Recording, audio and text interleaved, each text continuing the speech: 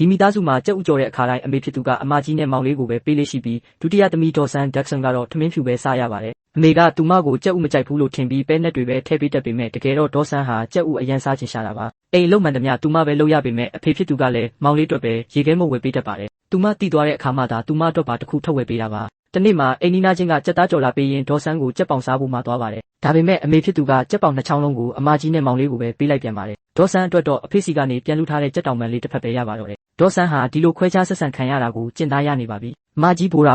ကဒေါသကြီးပြီးသူမရဲ့နှကန်းကြီးကိုဒေါ်ဆန်းခိုးဆိုးတာတီးသွားတဲ့အခါပြင်းပြင်းထန်ထန်အပြစ်ပေးခဲ့ပါတယ်ဒါပေမဲ့ဒေါ်ဆန်းကတော့မှတ်ပုံမရပဲအမဖြစ်သူမရှိတော့အခန်းထဲခိုးဝင်ကမိတ်ကပ်တွေလိမ့်ချင်နေတော့မှာပဲအိမ်မှာလစ်လျူရှုခံရပေမဲ့ဒေါ်ဆန်းမှာဂုဏ်ယူစရာတစ်ခုရှိပါတယ်အဲ့ဒါကတော့အိုလံပစ်ပွဲတော်မှာနိုင်ငံကိုစားပြုဆိုင်းပုတ်ကင်ဆောင်သူအဖြစ်ရွေးချယ်ခံရတာပါသူမဟာ TV မှာပါဝင်ခွင့်ရဖို့နေ့တိုင်းအပြင်းထန်လေ့ကျင့်ခဲ့ပါတယ်ဒါပေမဲ့လူတွေစစ်ဆေးမဲ့နေ့မှာတော့သူမကိုစားပြုရမဲ့မဒါဂတ်စကာနို